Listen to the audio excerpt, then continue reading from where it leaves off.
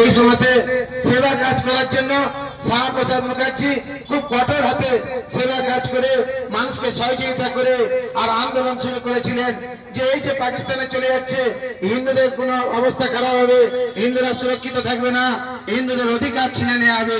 এইটা থেকে শ্যামাপ্রসাদ মুখার্জি সবাইকে সঙ্গে নিয়ে আন্দোলন শুরু করেছিল। সেই আন্দোলন এমন ভাবে শুরু করেছিল যেখানে কিনা ইলেকশন করতে বাধ্য হয়েছে এবং হিন্দুদের জন্য পশ্চিম বাংলা ছাড়তে এবং পশ্চিম বাংলা ভারতবর্ষের সাথে হিন্দুরা থাকতে বাধ্য করেছিলেন। এরকম একটা নেতা আমাদের জন্মদিনে আমরা আজকে এখানে বক্তব্য রাখছি। সেই নেতার নেতৃত্বে, সেই নেতার কাছ থেকে আমাদের শেখার আছে নিষ্ঠা, আদর্শ, নীতি। এই নীতির কথা কেন বলছি? কারণ ভারতবর্ষের প্রথম সরকারে আর শ্যামাপ্রসাদ মুখার্জি শিল্পমন্ত্রী, সরবরাহ মন্ত্রী ছিলেন।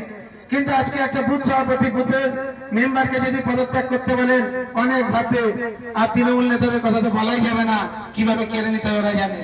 সেই জন্য যে কি ত্যাগ সেই শিল্পমন্ত্রী আর ভারতবর্ষের হিন্দুরা যেমন পাকিস্তানের মধ্যে যারা চলে গেছিল, যারা বাংলাদেশের মধ্যে আমাদের হিন্দু ছিল, সেই হিন্দুদের প্রতি যে অত্যাচার হচ্ছিল, সেই অত্যাচার আমাদের জওয়াহরলাল নেহরু সরকার চোখ বুঝে সহ্য করছিল। সরকারে আমাদের শিল্পমন্ত্রী শ্যামাপ্রসাদ মুখার্জি প্রতিবাদ করতে শুরু করলেন। এই প্রতিবাদে প্রধানমন্ত্রী কণ্ঠে যখন ঢুকছে না, তখন উনি পদত্যাগ করলেন। ভাবুন, ভারতবর্ষের জাতীয় সরকারে আর শিল্পমন্ত্রী পদত্যাগ করছে কাদের জন্য? আমাদের হিন্দুদের জন্য, যে আমাদের হিন্দুদের যেন সুরক্ষিত থাকে। সেই জন্য তার থেকে নীতি শেখা উচিত যে কত বড় ত্যাগ আছে জীবনে। আজকে আমাদের সেই ত্যাগ, সমস্ত মানুষকে ত্যাগ করে হিন্দু সমাজকে, সনাতন সমাজকে বাঁচাতে হবে। এই ত্যাগ ওনার জন্মদিনে আমাদেরকে প্রতিজ্ঞা করতে হবে। এই ত্যাগের কথা কেন বলছি, নীতির কথা কেন বলছি? এটা আমাদের মহাভারতে আপনারা দেখলে পাবেন। মহাভারতে কি আছে? মহাভারতে যখন পাণ্ডবরা যে নিজেদের ভূমি অনেক আগে লড়াই করতে পারত, কিন্তু তারা পাণ্ডবরা লড়াই করতে করতে নীতির উপরে দাঁড়িয়ে লড়াই করেছে, কেড়ে নেয়নি। যে একদম নীতির উপরে দাঁড়িয়ে ছোট ছোট করে সবাইকে বুঝিয়ে তাদের জমির অধিকার ফিরে পেয়েছে।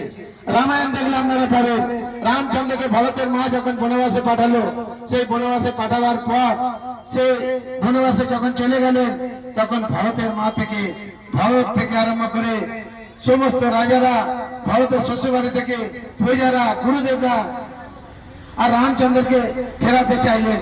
রামচন্দ্রকে ফেরাবার জন্য ওনারা রামচন্দ্রের কাছে পৌঁছালেন সবাই মিলে। আজকে সমাজে আপনারা ভাবুন, যদি আপনার নামে কেউ কেস করে আর সঙ্গে সঙ্গে কেস তুলে নেবার কথা বলে, তাহলে আপনি কত আনন্দিত হবেন।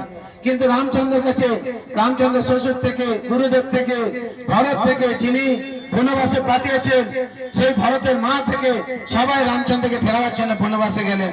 কিন্তু বনবাস থেকে রামচন্দ্র ফিরলেন না। নীতির উপরে দাঁড়িয়েছিলেন বলে রামচন্দ্র আমাদের কাছে ভগবান রূপে আমরা তার পুজো করি।